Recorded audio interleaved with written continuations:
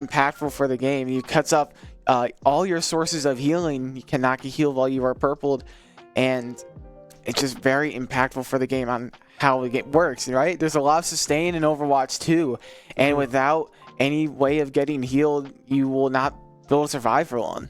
Yeah, I mean, there's a reason why there's a lot of sustain is because there's a whole lot of damage in Overwatch 2 as well. You will die very, very fast if you cannot get that healing from Sin, from Claviella, from your supports, Dudat and Chubby on the other side for Akron. So it's going to be interesting to see if maybe we see a DPS change to come through. I would expect Flames to stay on this Reaper, but we know Tiny Shiny does have a Venture kind of in the back pocket that can do some damage as well. I mean, we saw the Genji here as well coming through, looking strong, looking good, but unable to find the full value that they were looking for on that second point.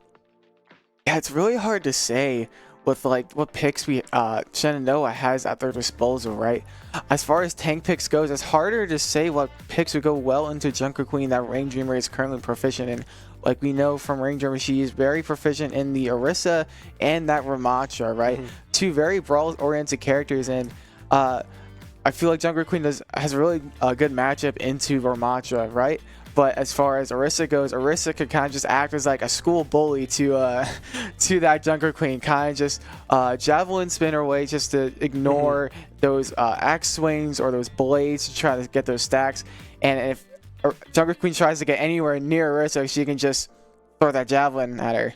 Yeah, I mean, the Orisa, I think, looked good, right? I mean, javelins were landing. They were able to find multiple kills and picks off of these javelins, but they just couldn't find that extra leverage, right? They were able to get that first pick, and then they couldn't really find anything else because the counter engage coming through from Akron was so strong, right? I mean, we saw the Warcry coming through, the ultimate coming through from the Junker Queen with Senya there, and there wasn't really a response. They were automatically into that backline, and then we saw the supports fighting for their lives, right? Claviella and Sin trying to keep themselves alive, and then couldn't really keep the DPSs up, the tank up as well. So being able to snowball off of that initial pick is something that we haven't seen yet from SU.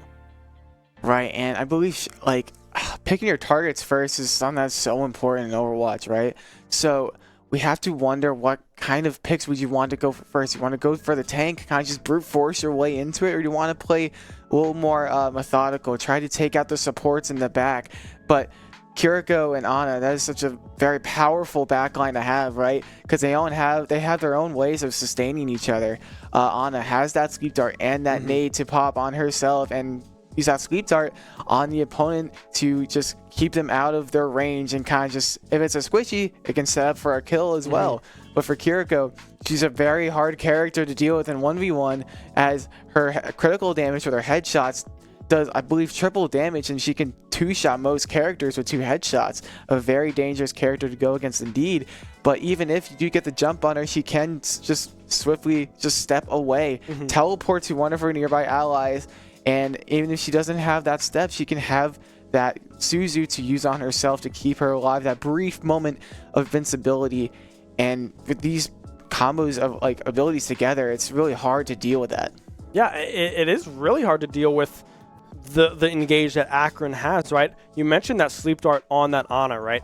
That might be an angle, right? Wait for the engage to come in from Akron, sleep dart whoever is closest to this backline, and then turn and burn, right? Just try to find that initial kill. And usually it's probably going to be around that Junker Queen or someone with that kind of engage. That's what we have been seeing from this Akron roster thus far. So we'll have to wait and see if that continues to come through and through. But yeah, maybe it is a swap back to this Ana. Like you said, the Nano will do wonders as well in a lot of these team fights, but the Kitsune Rush does wonders as well, right? Boosts the entire team, does a great job at finding those, as we will go into map 2. Shambhala's Monastery is the pick here for map 2.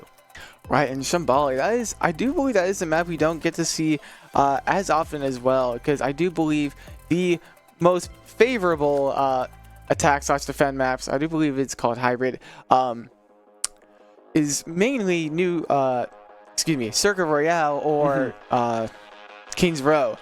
But Shambhala Monastery, I do believe, is kind of that secret like third popular option. Right? We don't really get to see this map as much as Kings Row or Circle Royale, especially from the side of Shenandoah, who loves those brawl maps. And Kings Row, very straightforward. It's kind of just go around the simple line, but as far as Shambali goes, they have that awkward second point where you have to go like up these stairs and up these slopes to make it across to the payload. But we'll have to see how that affects Shenandoah's game plan, as we know for sure they will be sticking with this brawl comp that they are oh so proficient in. Yeah, and this is one of those maps that kind of has some long-ranged angles that you can look at here and there. So maybe this could be an opportunity for some hit scan characters to come out. Maybe Flames tries this Ashe out to see if they can get just some long-range damage, some consistent damage, and play around just that Terror Surge with, I don't know, a Bob going in there, right? And just some sustained damage coming through from that Orisa. So we'll have to wait and see what comes out in that one. We don't really have a Widowmaker on this roster. I guess Flames could probably potentially bring that one out because Ashe does kind of have that ADS kind of play style that we often see. But it looks like Flames is going to stay on this Reaper, and a few switches coming up across the board. Ramatra locked in here for both sides. No swaps coming through just yet, so I'm assuming this is what we're going to be rolling with here for either side. Right, and we do see much more like brawl synergies happening with this team comp here, especially on the side of Shenandoah, right? We have Rain Dreamer on that Ramatra, can kind of swap between a poke playstyle with that Wanderer form. We also have the Nemesis form, much more brawl oriented, but we also have Tiny Shiny on the Mei, a character we don't really get to see often from her, but able to wall off enemies. Very powerful when you pair it with the right team comp like Reaper and Ramatra. But on the side of Akron, we have Paracasual, the Reaper, swapping to Venture, as well as Sunwolf showing that Sojourn that we got a little bit of a sneak peek from that game one. Ooh. I mean, we can already see the Venture in that backline. Paracasual going under the ground, trying to stay alive. Tiny Shiny will fall. Paracasual will follow suit very quickly, but Sunwolf able to find that back line supercharged shot onto Claviella. The support out of the way. Sin running for their lives as well, but will be quickly chased down, possibly find the kill. Oh my goodness. I mean, that was very close. Sunwolf almost going down. We'll be able to find that kill. Flames trying to seal the deal on that one. Tiny Shiny will come in off of respawn and find it, but Akron already on this escort seem to have SU's number. Right, Shenandoah has finally stopped the bleed on this one, but perhaps not yet because the payload's still pushing. They were incredibly stacked out that fight as Sin took a long time to actually get KO'd and missing the timing with those cooldowns. Amazing read coming out from Paracasual. And so he's swapping back to Reaper, but Tiny Shiny taking him out. Purple, the Rain Dreamer, but holding that block, a massive damage reduction as Sin is able to take out some of a little bit of revenge from that first team fight there. And though that struggling a little bit as he is caught in that vortex. Yeah, the healing coming through the wall is beautiful as well. Senya will have to pop the ult, but not able to find anything with it. Flames will be able to bring out the Death Blossom. Paracasual trying to get back in time, but won't be able to attribute anything to that fight. Right, and Shenandoah, they did pop an ult or two for it. I believe just the Death Blossom coming from Flames, they were able to stop that annihilation from Senya's Ramatra. And if you're on the side of Shenandoah, you might feel a little more confident in achieving that stop on that first push. They still have 2 minutes to fully hold this cap here, assuming that they were to keep this position here on defense. Flames getting those 3 massive dinks with the damage boost from the orbital and able to get out just as fast as Chubby goes down, as well as Paracasual. Yeah, Flames doing a great job at winning out in that 1v1. The wall from Tiny Shiny as well, separating Akron, forcing them back on the defensive. And now we see a swap. Paracasual going on to the Sombra now, possibly just trying to find some poke damage, some sneaky angles, and a quick escape route with that character, with that little kind of TP rock or teleporter that she gets to toss out every now and then. But look at the ult here, right? Tiny Shiny has the Blizzard up and available. On the side of Akron, we have the Overclock. The Kitsune Rush and Nano are up and available. Will be tossed down before Tiny Shiny dies. That might be enough to stop the push in full. Dudat goes down. Flames able to find that one. Paracausal finding one on the backside as well. Will be able to escape with their lives, but Senya now pushing forwards, finds one. Ranger goes down. Sin will soon follow suit. Yes, they will. Senya, this will be the cap. Time restored on this push for Akron.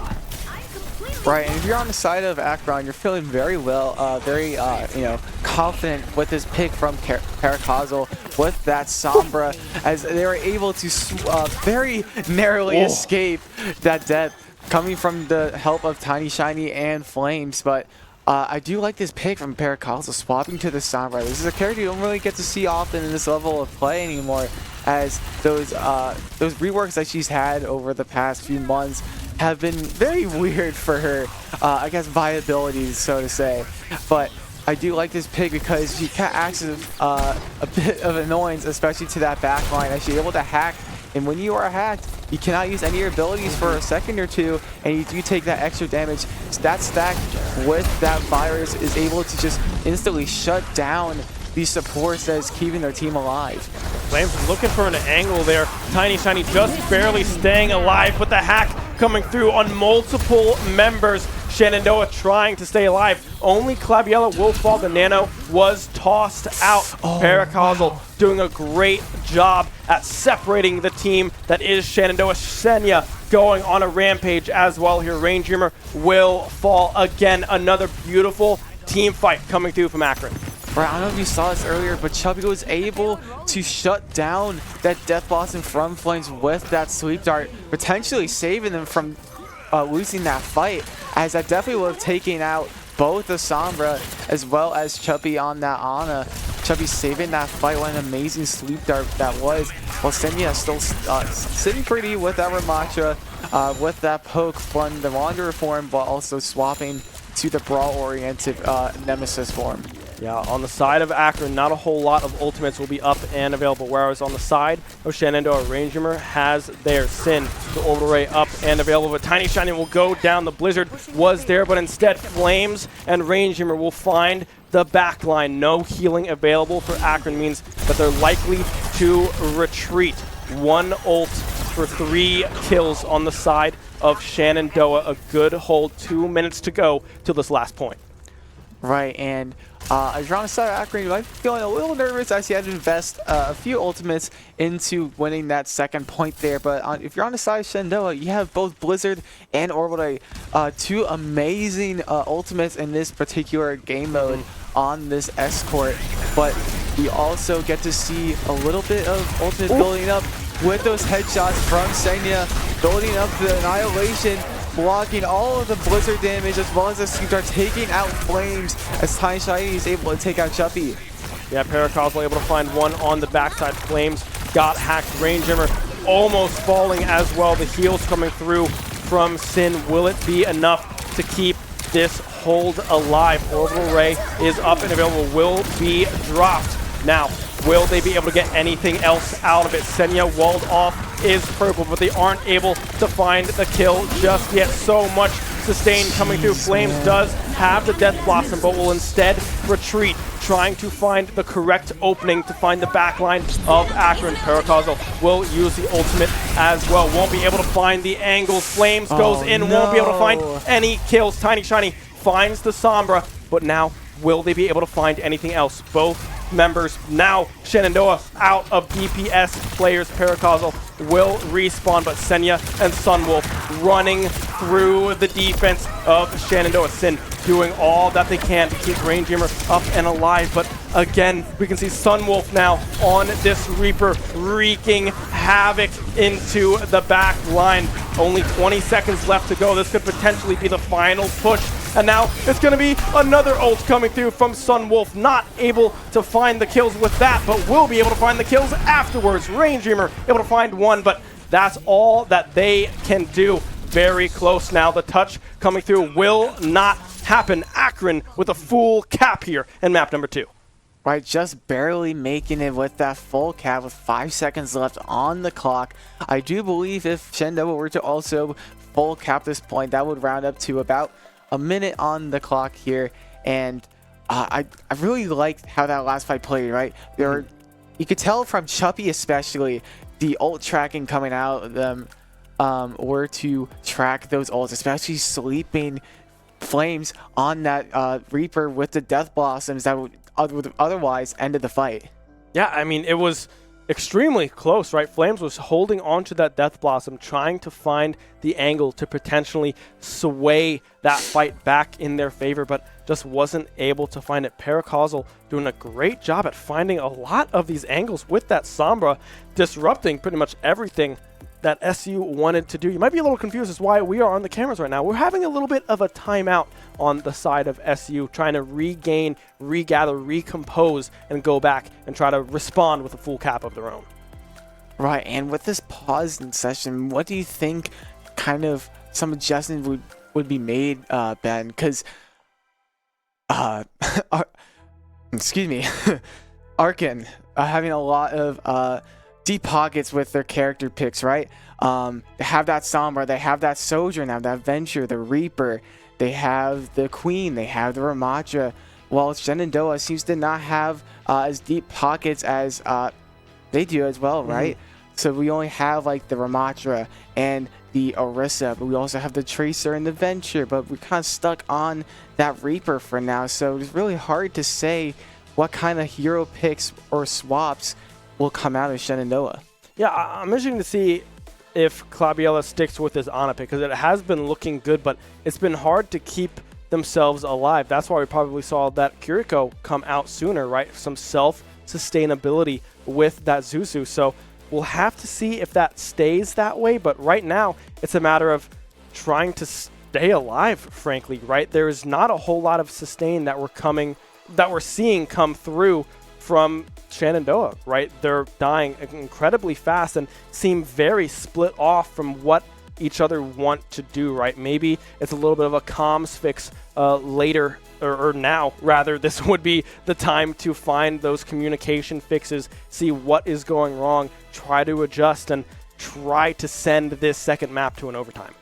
Right, and I do believe this is what Akron have currently going for them right now. They are really good at selecting those picks to kind of just target them first, right? That's something that Sombra's really good at doing, right? She's able to just go to whatever character she wants to hacks them, gets that little damage received boost, applies the virus to them, and kind of just mows them down with that very fast SMG that she has. Yeah. And even if she were to just like translocate away immediately after hacking, that kind of just puts a target on their head for the rest of the team to kind of just go after them and take out that very important target. Like, let's say, for example, a Claviella on that Ana or that Kiriko.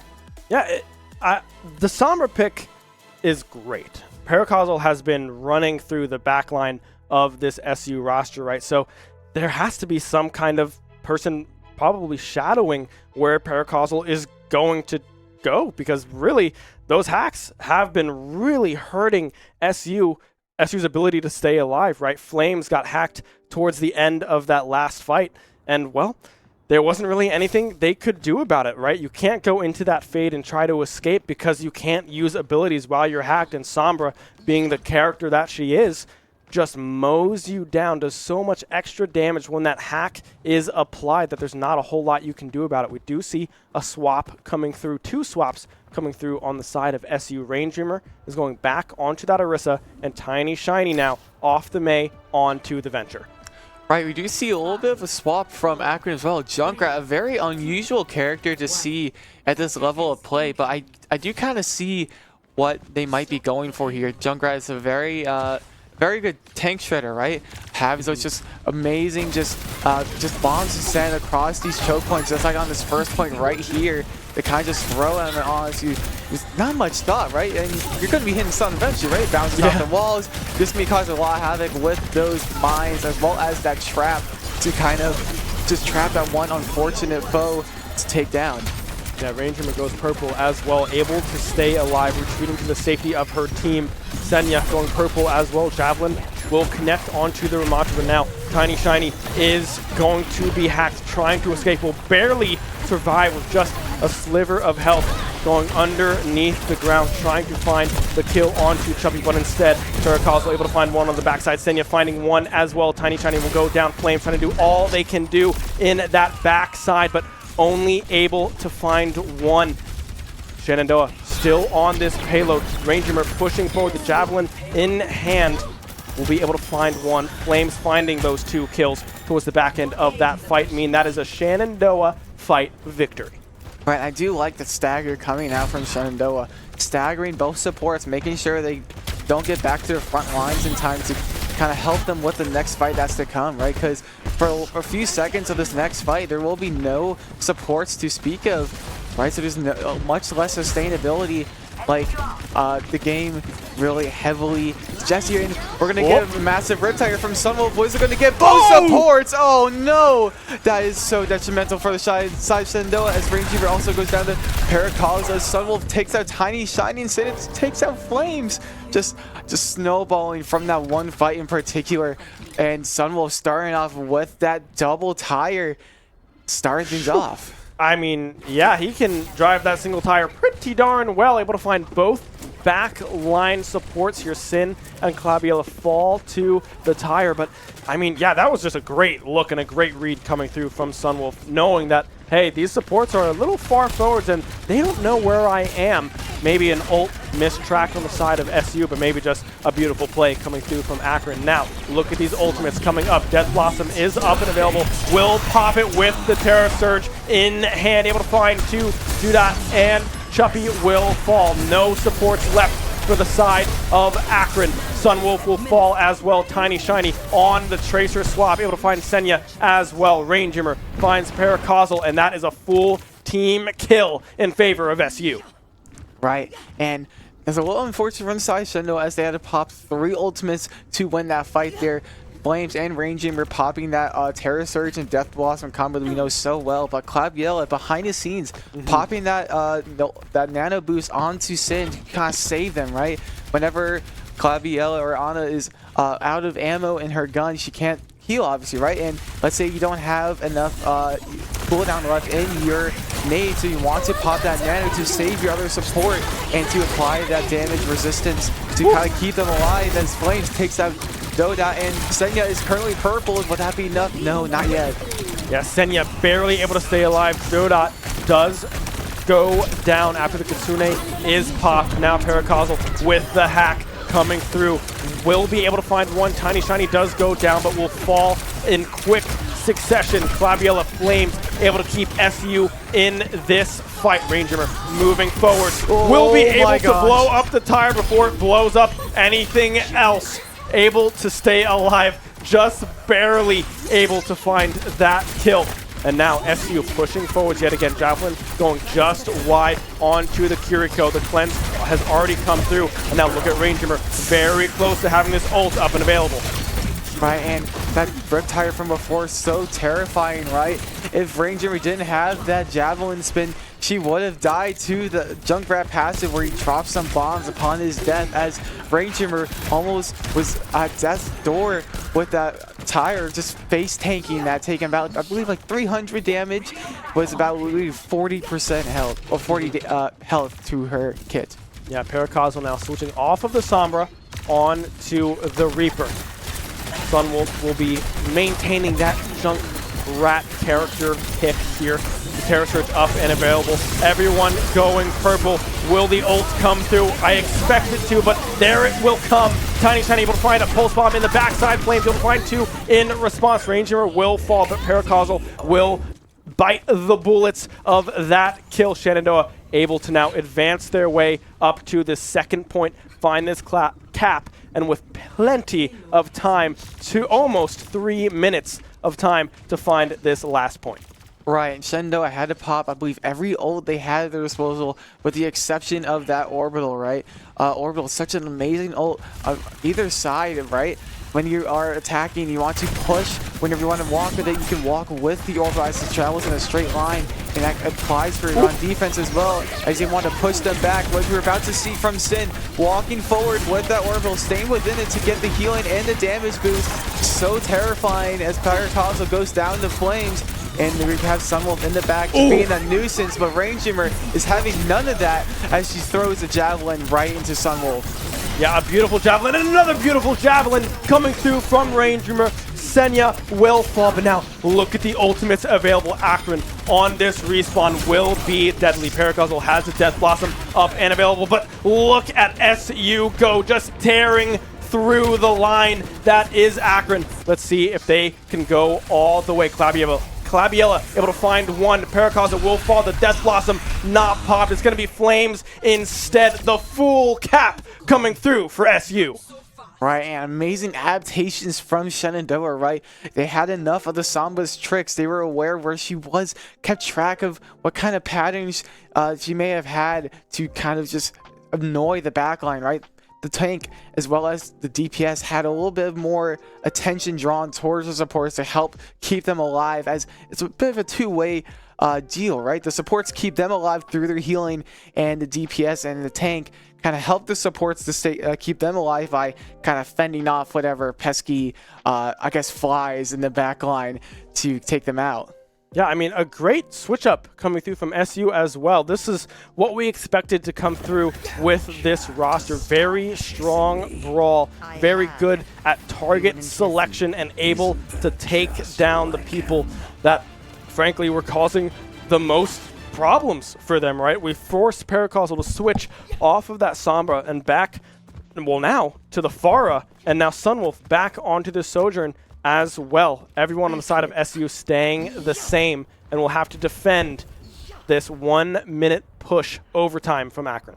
Right, and this Pharah pick makes sense, right? You look at Shendo's roster currently, and they have a severe lack of hit scan. The only hit scan character that we know of is this Claviella on this Ana. We also have Reaper, who's technically a hit scan character, but obviously if a Pharah is up in the air, those shotguns are not going to do much to her, right? So this is definitely going to prove to be a bit of an issue for Shenandoah, as Chubby is able to take out Tiny Shiny. A bit of a misstep from Tiny Shiny, but Claviella, it all depends on whether or not she can hit these shots on this Paracosmo. Yeah, Rainjimmer now going to bed as well. Will be sent back to the respawn zone. Sunwolf getting dangerously low as well is put to sleep, but unable to find the kill is Shenandoah.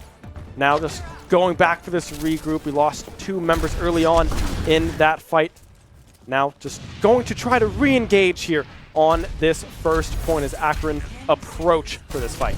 Right, the timer is ticking, but Shenandoah struggling a little bit with this Pharah pick, as they don't have many options to take it down. But if you're on the side of Shenandoah, you want to end this fight right now, as you want to stop the amount of push that they have. But Ranger getting purple, how unfortunate. Chubby getting slept, but unfortunately, I do believe the torpedoes will instantly wake him up. And the timer is going down, or currently on overtime, but the cart is still pushing, which is not what you want to see from Shenandoah. Oh, Paracosmo able to get Claviella as well on the back end of this fight. The respawns are severely staggered here for SU. Rainjimmer will have to just wait patiently, stay calm, and wait for the team to come back and regroup. Claviella switching off of the Ana now on to this Kiriko.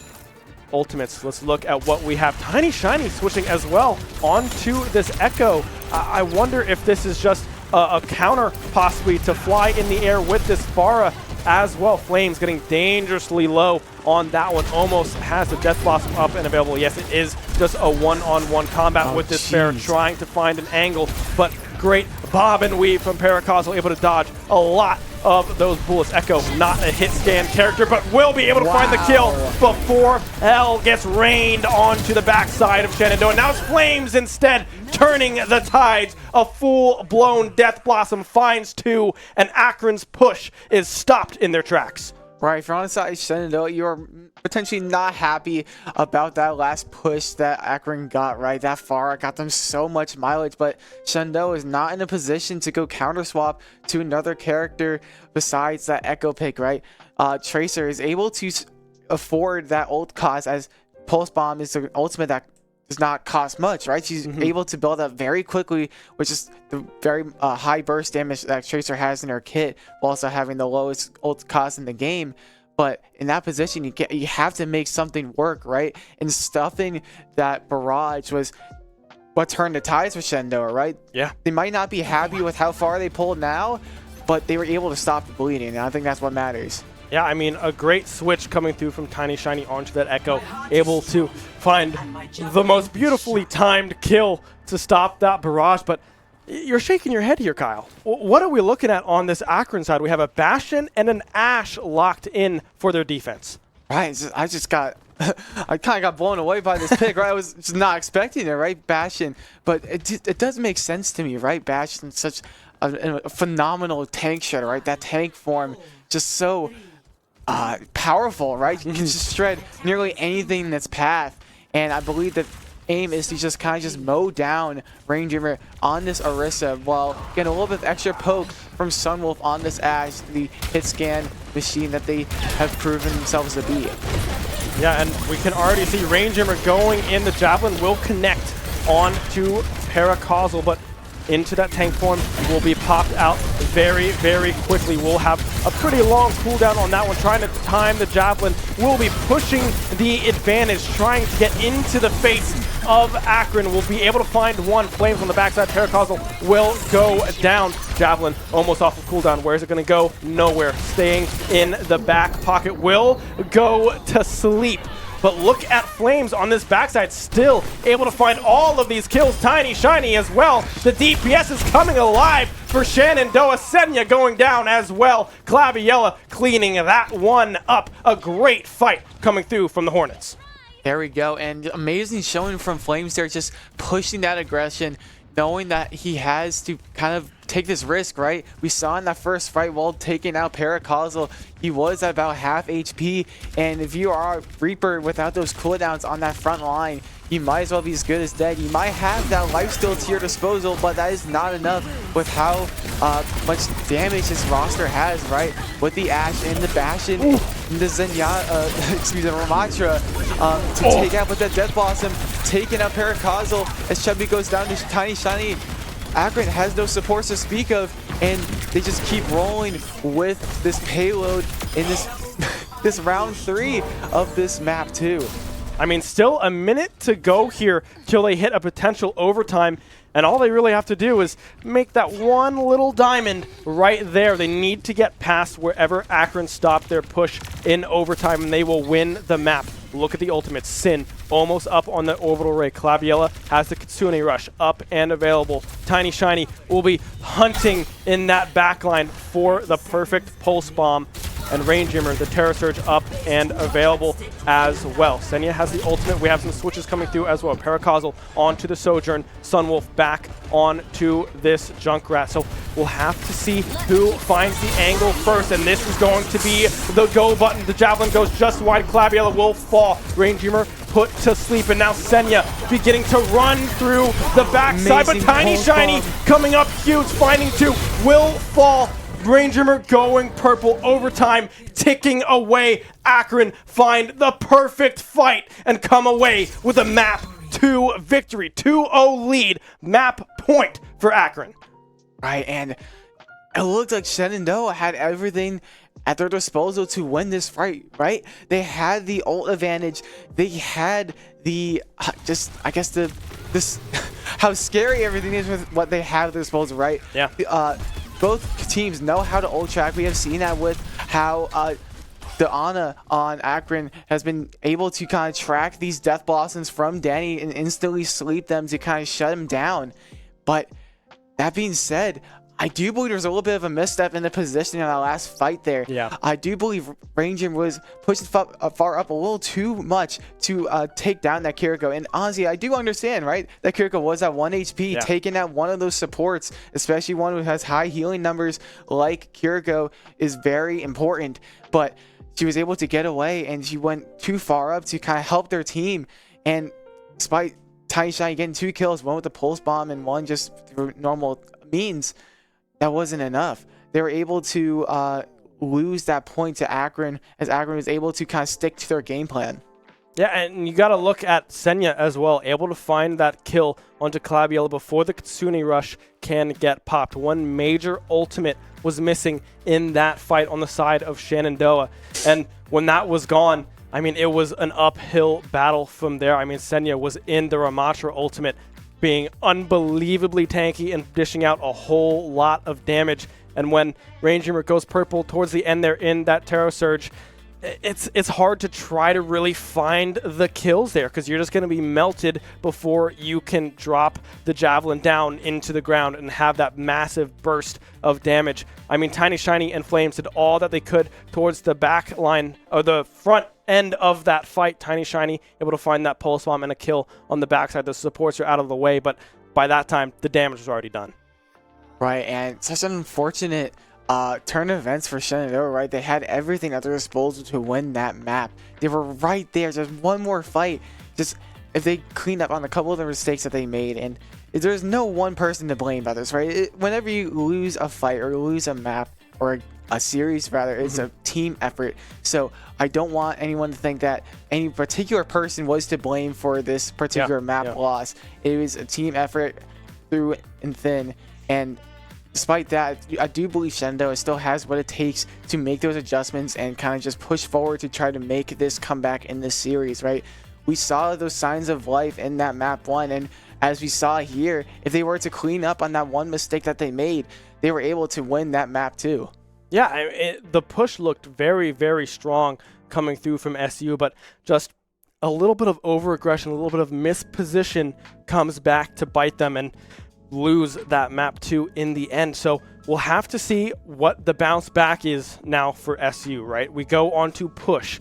You have a robot and you push it as far as you possibly can, further than the other team. That is the goal, but they're down 2-0 right now against Akron. So it's going to have to be a reverse sweep if they want to come out with a win here today. Akron looking very, very strong, very confident in their play style right now. So maybe it's just a drastic change, right? Maybe we see a Malga or a Hazard come out. If it is in the wheelhouse of Shenandoah, we'll just have to wait and see.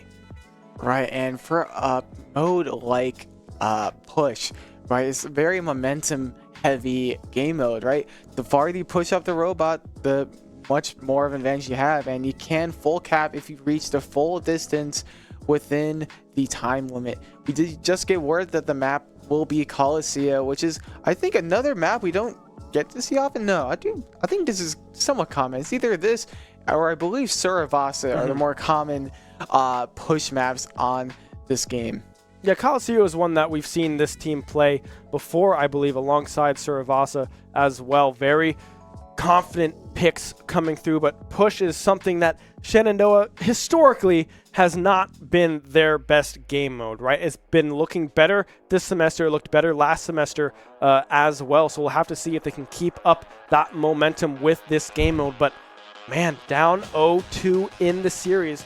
Akron looking practically unstoppable so far through these first 2 maps. SU needs to come up huge, get the morale up, get the confidence up to try to pull off the reverse. Right, and like you said, this is not a game mode that Shenandoah is particularly too fond of, right? But they have to make these adjustments. They have to do whatever it takes to win this map to have a chance of salvaging what's left of the series to win. Yeah, it's going to be close, right? This is another one of those maps that we often see these hit scans come on, right? This is a Sojourn's dream, right? Sojourn loves this map. Not a hit scan, but pretty much almost the Soldier counterpart, just with a slide instead of a sprint. Right. Right. So a very, very strong character that we often see. Specifically, the ultimate Overclock is a hit scan, right? So once you get that online and you click some heads, man, they are gone. That does a whole lot of damage. Right, such a very dangerous ultimate to deal with, right? If the Sojourn's hitting their shots, it could mean devastation for the other team, as it is much stronger. It can pierce through enemies, and it just charges instantly.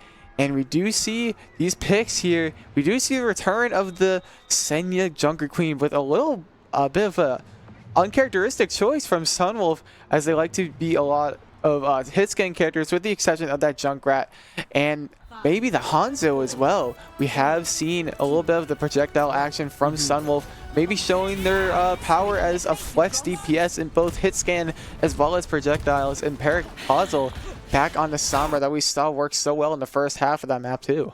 Yeah, we can already see Paracausal and Tiny Shiny likely to meet here halfway. Tiny Shiny trying to get this poke damage, as she often does. We can see Claviella as well taking a little bit of poke early on, but nothing to worry about as this skirmish has just kicked off. Ranger getting around half health as well, but the sustain coming through from the healers. First touch will go to Akron, just barely, but will maintain some contest here. Ranger going dangerously low. Paracausal as well, trying to escape off the side of that fight. Javelin up and available, will go out, will land onto Senya, but no one able to find any kills just yet. Just health trades coming back and forth, back and forth. Sunwolf getting dangerously low there for just a moment. Still dangerously low. Senya as well with just a sliver of health remaining. Finally, somebody goes down. Claviella able to find Sunwolf. The Javelin will connect, but Rangeheimer will go down. Tiny Shiny on the backside, able to find one. Flames finding the second. The supports are down. Flames able to find them both. Only Rain Dreamer falling on the side of SU means that they have full control of this robot. Right, and Flame just showing his dominance as like more snowbally kind of DPS, right? We see in a lot of these fights in the series, we see Flames able to take one down and the next, despite not having a tank for the latter half of that fight. Flames still had the comms to get in there and deal some damage, right? And we saw that as he took out about 3 enemies. Yeah, Sin getting dangerously low there as well. Has just a sliver of health. Will finally go down. Senny able to find that one. Flames as well will fall. Ultimate almost up and available for Ranger, but I would expect a full reset to come through from SU after already losing 3 of its members. We'll try to buy as much time as possible, but Akron just pushing forward 4 ultimates to their name. Paracausal able to find that one, switching back off the Sombra, back on to this Reaper instead. Now, this is going to be a very ultimate heavy third fight. Wow, yeah, Akron has almost every ultimate at their disposal, minus the Death Blossom. Same thing for Shenandoah, but we are dangerously close to that orbital. But ideally, you do not want to use both support ults in the same fight, as you kind of want to don't want to use those ultimates to kind of stack, because they're already so impactful in the game, right? That Twin Dragons, a little dangerous. Set up the combo with the Death Blossom and Terra Surge, but only getting one in Sunwolf, but applying a lot of pressure as you're able to stagger them all and keep them far away from each other and not having to win them that one fight. I mean, that was just a beautiful engage coming through from Rain. Dreamer Flames as well, following up with the Death Blossom. Only 2 ultimates used in that fight. I believe the Pulse Bomb actually was also used on the back end of that fight as well. But still, Sin and Claviella still having their ultimates up and available. Sunwolf did pop the Twin Dragons on the side of this Hanzo. Senya, Godot, and Chubby still having their ultimates up and available, so we'll have to see when those ones get popped up. But Godot getting low yet again. Ranger pushing forward, trying to get all this chip damage. Godot will finally go down. Crabby able to find that one. Sunwolf will respond. Both Kirikos off the board. Chubby dangerously low on this Ana, barely staying alive. Ranger trying to find that kill, but instead Paracausal will go in with the Death Blossom and get shut down immediately by Flames, but Senya has a response. Able to find 2. Sin and Flames will fall. Ranger dangerously low will finally go down to the Junker Queen. What looked like a great fight in favor of Shenandoah is quickly shut down by the tank player of Akron. Right, and it looked like Shenandoah was about to win that fight, but Akron was able to stack both the Carnage and the Nano to kind of turn the tide of that fight. We do have a little bit of like a ultimate tie here, right? Both Kirikos have their Kitsunes ready, but Tiny Shiny has that Pulse Bomb ready, but Sunwolf about to get that Twin Dragons ready to roll. And with the choke point that might be coming up on this bridge, might be a great opportunity for Sunwolf to pop it, but they're dangerously low. Will this be the end for Sunwolf? Yes, as what would be the end for Chubby as well. The Javelin will connect onto Senya. 3 members of Akron already gone. 1 DPS and 2 supports already off the board, but the tank will soon follow from SU. Ranger goes down, no Terror Surge up and available. Tiny Shiny dancing around the competition, able to find the kill on to the Junker Queen, maintaining now possession of this bot. Needs to walk it all the way back and continue the push down just about 20 meters. Right, we do have the Terror Surge back from Dreamer. We also have, just now, the Death Blossom coming back from the Flames. We do have another old combo ready to roll, but when will it be popped? Who knows? As we have a little bit more brawly action here, trying to get some ultimate stuff here as both Katsinas are coming out. Ranger were just trying to take everything as there's just so much chaos going around. Yeah, Sunwolf popping Oh out as Flames with a goodness. huge Death Blossom, finds 3. Ranger follows up Senya, trying to do all that they can do, but will shortly fall. A huge fight and a massive turning point for this push for SU. Right, almost every ult had to get popped here, right? Only 3 ults on the side of Shenandoah, but that Death Blossom was everything they could ever need on the side of Shenandoah. Only Kitsune and Death Blossom was popped, but both ultimates were popped, the Twin Dragons and the Kitsune from Akron, but the Terror Surge added some extra pressure, and Shenandoah finally gained the lead back in this map 3. I mean, a huge momentum shift will gain the lead with that one. Senya does have the ult up and available. Ranger just using that Terror Surge to win out on that fight as well. Momentum has swung, Kyle. Shenandoah moving this bot to perfection, but here comes Senya, the ultimate onto Ranger. Tiny Shiny getting low as well. Ranger will fall. Senya will fall as a response. Both tanks are down. Sin will soon fall. Paracausal able to find one, but Tiny Shiny on this back side will be able to find a response. Chubby will fall. Claviella, the kunai to the head, will be able to find that kill. Flames barely staying alive as well, going into that fade, but now the respawns are coming through. Senya back on the playing field. Right, and Shenandoah somehow able to win that fight without their tank dying on the early in that fight there, but they're still able to keep that bot pushing much farther than you might expect. Went from like 66 to 110. Now you see SU regrouping where it all started. The starting point where the bot laid to rest but was awoken quickly by both teams. Now Paracausal has the Death Blossom up and available. Chuppy with the Nano up as well. Pulse Bomb does get thrown out but will not be able to find any kills. Sin has the Orbital Ray. Flames is about to have that Death Blossom up and available for themselves as well.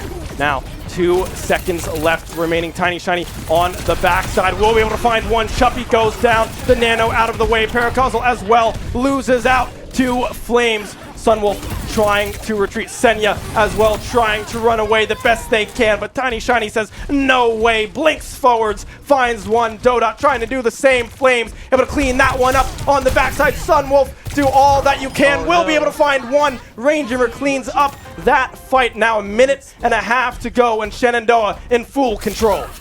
Right, and just Tiny Shiny showing the power of how evasive Tracer is, right?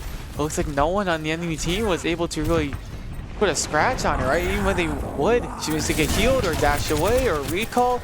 Trace just has those get out of jail free options that we mentioned earlier, Ben. As Shenandoah has those ultimates built up. We have the Death Blossom, the Kitsune as it gets popped with the Terror Surge. Are we about to see it right here? Not yet.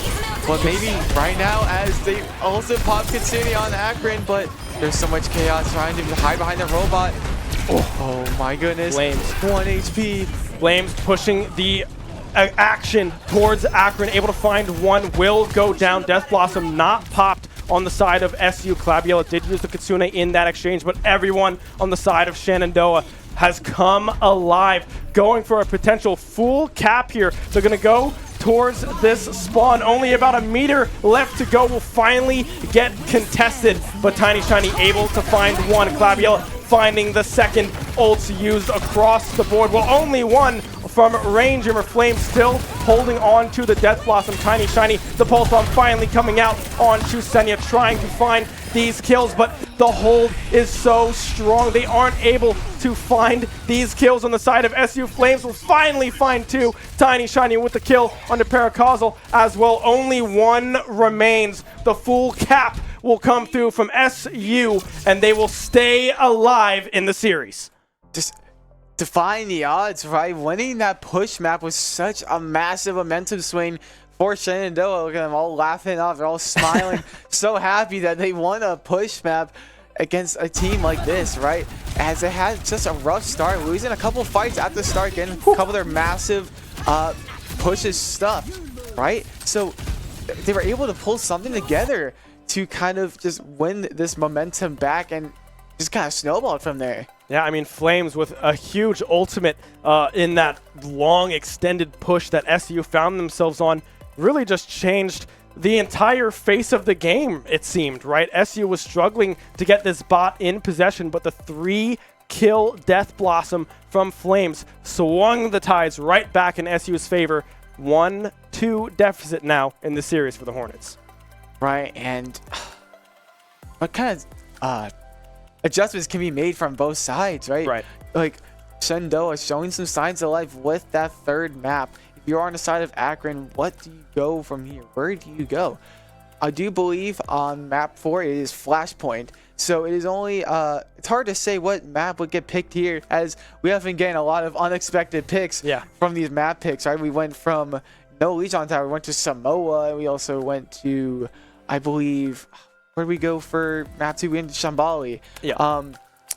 Now, I do believe the most popular pick for Flashpoint is Surabasa, right? But maybe with how this map is, this series has been going, we might be seeing something like a New Junk City. Yeah, I mean, New Junk City is one that we've seen oftentimes with Surabasa as well. Both get fairly equal playtime on the SU stream from at least what we see from the teams that we face, right? It's a pretty even split of where we go on this Flashpoint map, but Flashpoint is fun in itself, right? It's pretty much control where you have 1 point. It's the same every single time. You cap it. Whoever caps it, it now goes random to any other of the 4 locations that it could possibly spawn. The first one to cap 3 points in Flashpoint wins the map. And, I mean, this is one SU has to win, and this is a mode that SU has looked good on in the past. Right, it is.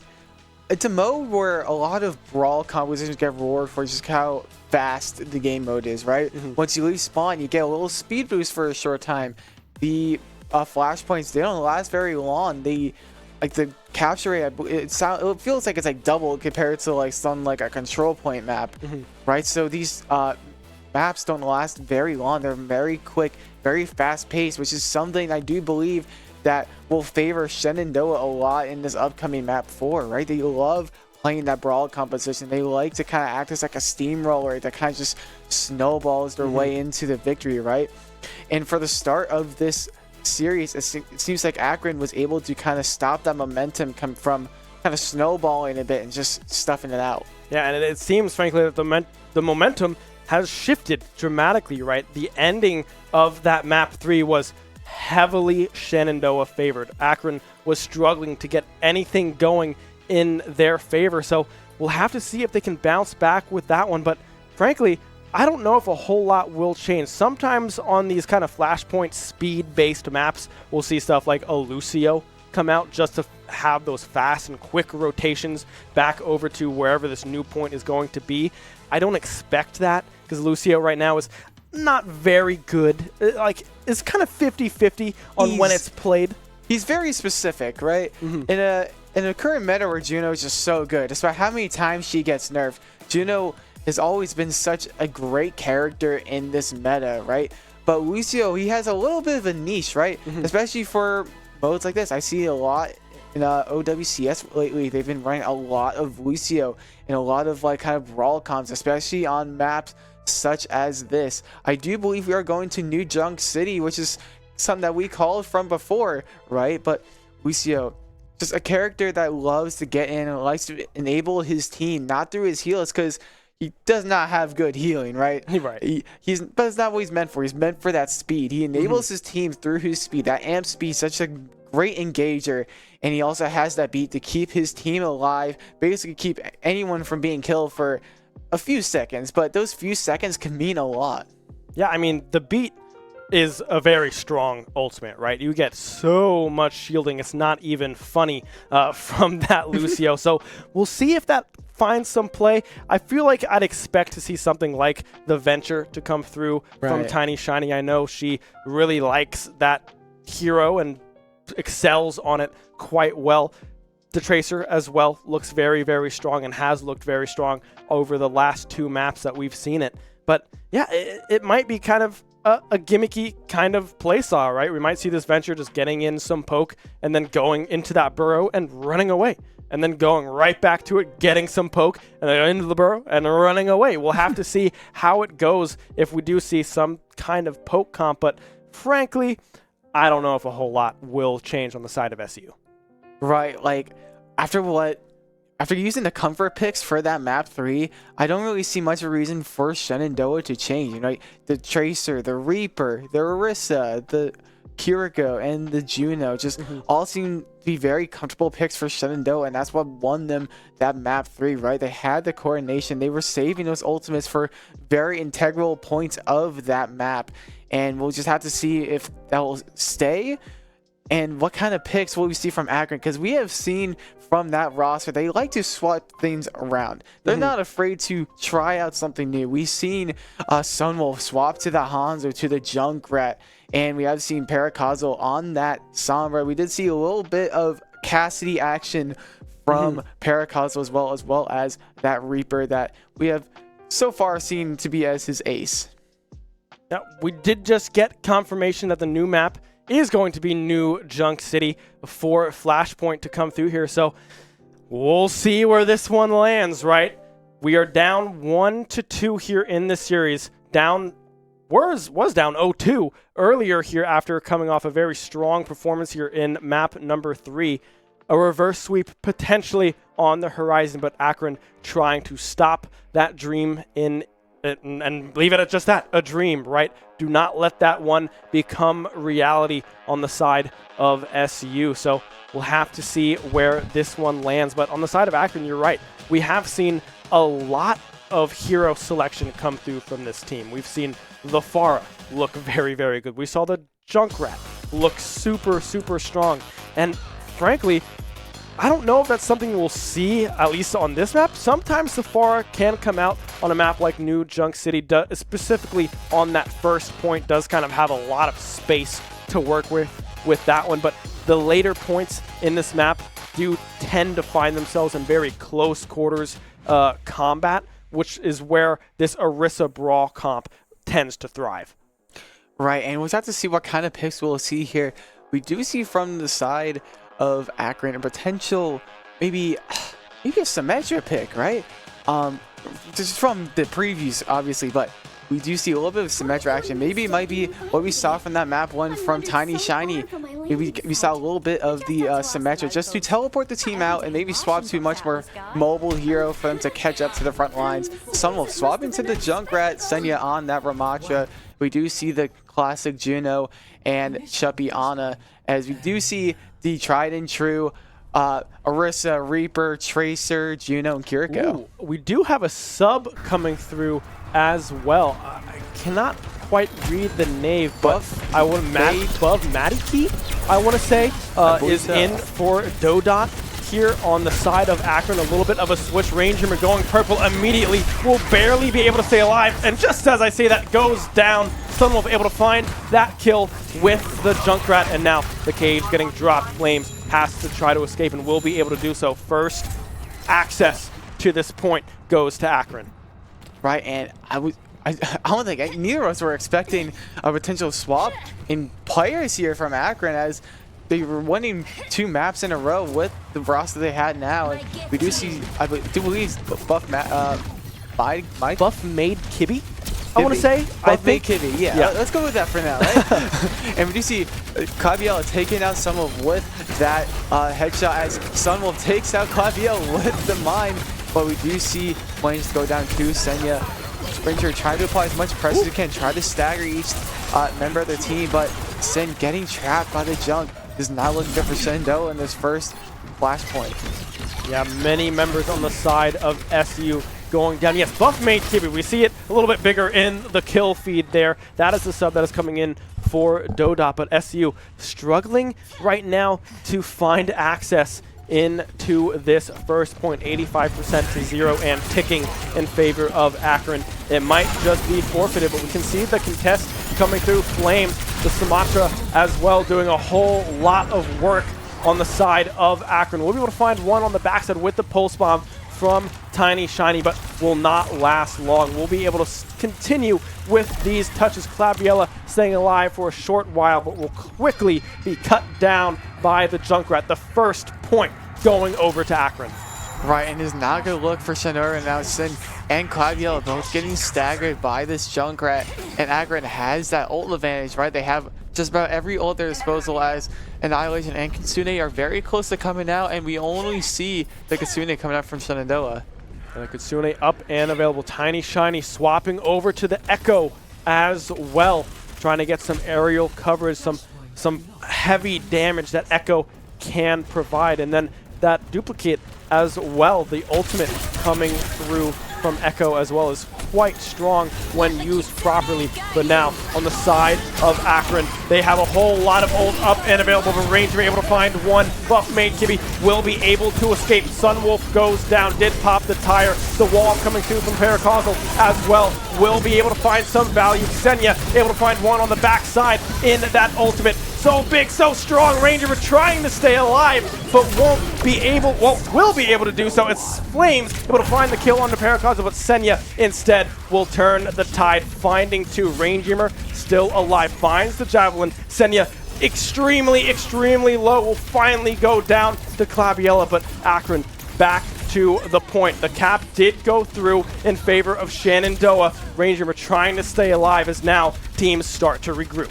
Right, and that was an amazing scatter coming from from Rain Dreamer, as Senya was sticking around for a little way too long, overstayed their welcome, right?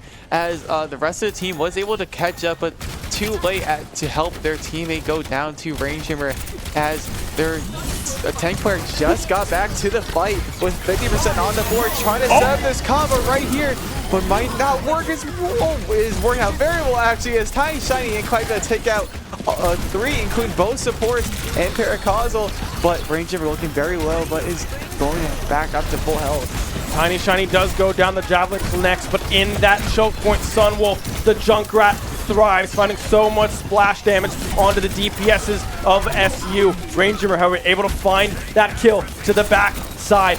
Junkrat goes down. Senya trying to find this touch. 99% overtime now onto this second point. The Kitsune coming through from Kibby. All the support is gone from Akron. Flames coming up huge, able to find two. Tiny Shiny as well. The duplicate coming through onto the Ramatra, able to find kill after kill. The overtime will tick over, and now the flashpoint is tied at 1 apiece.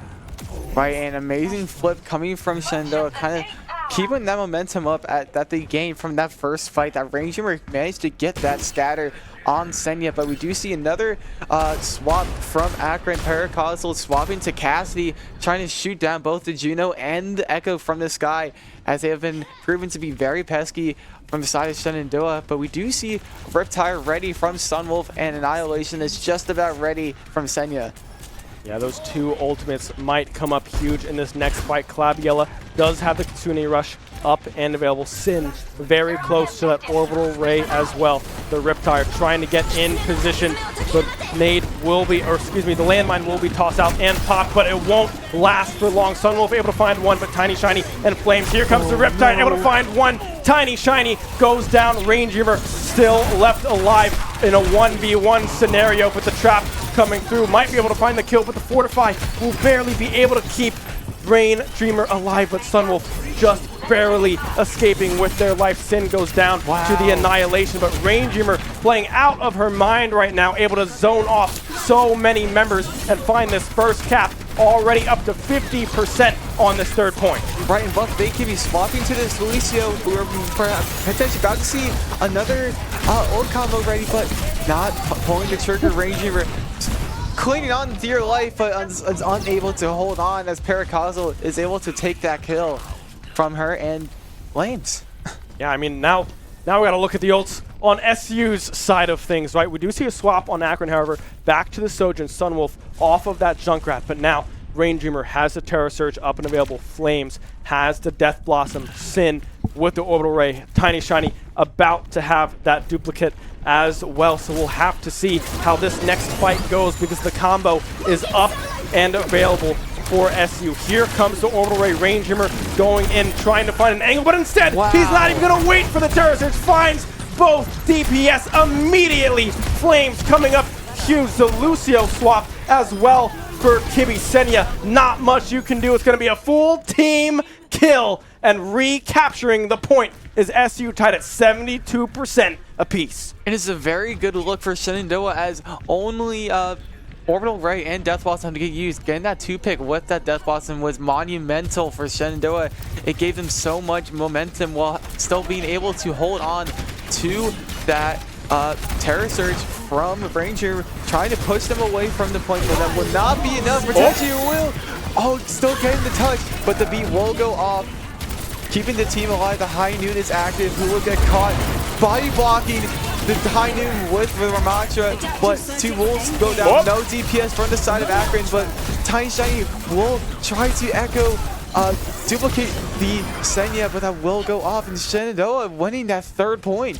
I mean, it looked dangerous there for just a second. That High Noon was getting a whole lot of potential value, but unable to find the kills in the end. The Terror Surge coming up huge as well. Tiny Shiny as well with that Echo duplicate on to the Ramatra. Having two tanks in your face is quite hard to deal with when that was removed when 636 went away. So yeah, it's not something that you're often used to anymore, but SU doing a great job bouncing back, riding the momentum of map 3 up 2-1 now. Need one more point to force a map number 5. Right, and it does look like Akron will have that advantage to cap that first point, and we're able to get to the point faster with the help of that Lucio speed amp. But Shenandoah having nothing, none of it. Trying to boop someone off, it will not be enough. Trying to stuff that Annihilation as Paracosmo living on your life. Getting another Death Blossom select. Flames just unable to get another Death Blossom up thanks to Chuppy and his amazing sleep darts. Yeah, Chuppy doing a great job at shutting down that combination. And now we look at these ults. Paracosal will have the Death Blossom. Sunwolf very close to that High Noon as well. Tiny Shiny, a little bit of a swap here, going back on to this Genji, which has been looking good throughout this series. Shenandoah waiting for a little bit of a regroup. Akron just sitting on the point, 73%, 75, and counting. SU, are they going to force a point 5 to force a map 5? We will have to wait and see. The Orbital Ray coming through. Sin popping that one immediately. The Death Blossom comes through from Paracosmo, but is shut down by Flames. Sunwolf will fall as well, and now the Lucio running for their lives, but Flames able to find that one. The boop as well. Spin to win, baby. Ana is gone. Chuppy is dead. SU staying alive on this fourth point. Right, and Senya dropping off of the ledge, intentionally dying to kind of reset and to prevent the side of Shenandoah from getting any more ult charge. As damage racks up, you also get more ult charge by taking out yourself just by jumping off the map. Reduces the ult charge they get. Yeah, we're very close to possibly having a Dragon Blade as well, about 60% up onto this Genji. Rain Dreamer taking a lot of poke damage there as well. Might have to back up and regroup with the team. Looks like they will do just that. Some poke damage as well onto Paracosal as well. The dash coming through, but the beat will be dropped. Tiny Shiny trying to escape, but that is a massive ultimate out of the way. Rain Dreamer has to retreat, getting dangerously low. Tiny Shiny as well, and here comes the engaged Chuppy, popping the nano, trying to find this early kill. The Javelin will connect, but Chuppy and Senya find two. The front line is dead. The High Noon finds another. Tiny Shiny will go down. It looks like it's going to be a complete team wipe, a team kill in favor of Akron. And now, Kyle, we're going the distance. Flashpoint, point 5 to try to force a map 5 for a potential reverse sweep for the Hornets. Right, and it's really hard to say who will win this particular first fight in this Flashpoint, Ben, as Tiny Shiny has her role, but so does Senya. But we do have Flames, and both Paracausal slowly creeping their way up to get their Death Blossoms as well, but no support else to speak of. But Sin is slowly racking up that orbital. Yeah, it's going to be very pivotal to see where this Dragon Blade goes. Dashing through the back line, able to find one. Chuppy will go down, dashing yet again, almost able to find Paracausal on that backside. Annihilation popped by Senny, able to find one. Tiny Shiny goes down. Glabiella soon to follow, but Flames with the Death Blossom in the backside, able to find two, finds three. A 1 fight for SU. Another clutch Death Blossom coming out from Flames. Ranger on the cusp of dying.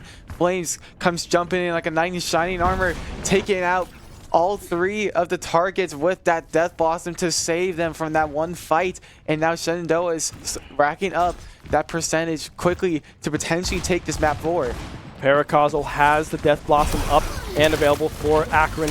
Sin doing a great job. Ranger going purple in a dangerous situation. The Orbital Ray will be popped, trying to keep everybody alive. The Death Blossom pop, but goes down! Paracausal gets nothing. The beat as well will be dropped, trying to keep the team alive. Flames trying to find Sunwolf, will finally do so. Tiny Shiny with a dash through the heart of Akron. Terra Surge now up and available for Rain. Dreamer the Javelin will connect onto Senya. Senya so dangerously low, will finally go down. 80% on this timer. Rain Dreamer has the ultimate available. Flames very close to having their own 10% and counting. Who is going to get it? A ball switch will come through. They have to get the touch, and they will. Paracausal dangerously low. This could be a huge kill if Flames can get this TP off. Will be able to get the TP off, but won't be able to find the kill. Paracausal will finally go down. Sunroof dangerously low as well. Glabiella able to find that one. Ults off the board. It's a 3v2. The Kitsune is popped. The Terra Surge will not be needed. Only Kibby is left remaining, but it was ticked over. Now we go into overtime. Can anyone make it back from Akron? No, they cannot. Baby, we're going the distance. Map number 5. SU, stay alive. Wow, and what a roller coaster of emotions that last fight was, Ben. Just Flames dropping first very early in that fight. It was not looking good for Shenandoah at first, but Tiny Shiny getting this play of the game, trying to I guess gain some momentum back with Ranger staying alive with that Terror Surge to kind of just stagger the balls, just keep him away from just touching the rest of these supports. Claudio with that smile. I mean, the team seems rejuvenated, right? Like revitalized? I don't know. Whatever, they have energy, right? They are ready to go into this map number 5, and geez, what a turnaround, right? Those first 2 maps, Akron was in complete full control. And since then, I mean, SU have flipped a switch. Flames and Tiny Shiny, Flames specifically, has been unbelievable, finding all of these Death Blossom angles, keeping them in a lot of these fights. Right, and if I was Akron right now, I'd be kind of nervous right now, right? Just showing so much dominance in the first 2 maps and barely losing both map 3 and 4. I'd be a little nervous right now, as we could potentially be seeing Akron win their first series in this season so far. Yeah. But Shenandoah has something to say about it, as they just took the last 2 maps of this series, and with what we've been going with, might be on track to take this last and 5th map. Yeah, and the last mode that we have not seen yet, hybrid, right? We have not seen hybrid just yet. We've gone control into escort, into push, into flashpoint, and now the final deciding mode is going to be this hybrid map. maybe it's Kings Row. Kings Row to decide the entire series here would be quite cool, if I do say so myself. My favorite map in the game, of course, being Kings Row. But I would like to see it, but we'll have to see what Akron picks. Honestly, I would not have it any other way if it was Kings Row. This is the Shenandoah special, right? Historically, even past this team, even when we had the old team a few years ago, their favorite map was Kings Row with their rush comp they had back in the day, back when Ryan was meta, back when Lucio would be run on just Ryan about TP. any team. Yeah, Ryan TP, the Symmetra, the Widowmaker on that map.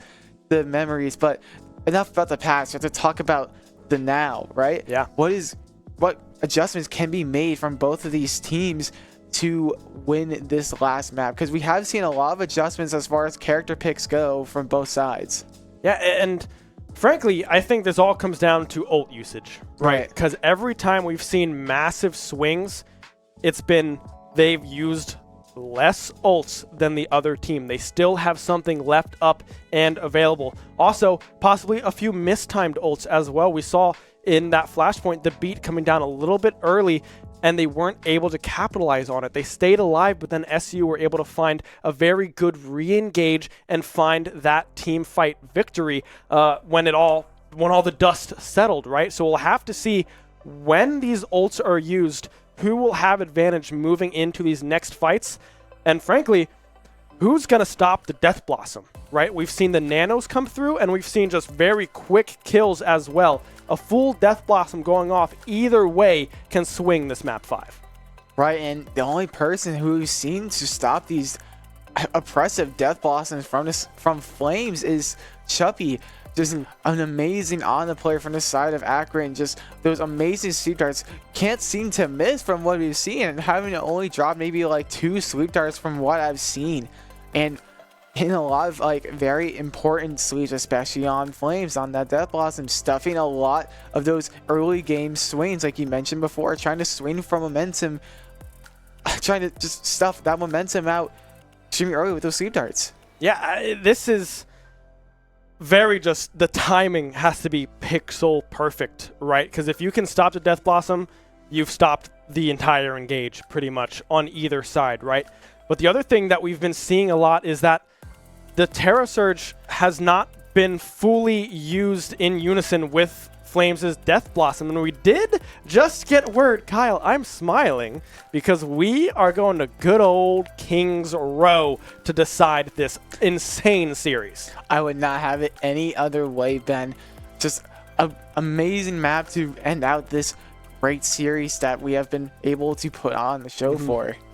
Yeah, this is going to be an insane finish, right? This is like the brawl compiest like map ever, right? This is built for these brawl comps, and man, both of these teams have been playing it extremely well. Now I'm curious as to what the character picks from Akron are going to be, because we've seen the Ramatra the last 2 maps. We've kind of moved away from this Junker Queen as well from the side of Akron.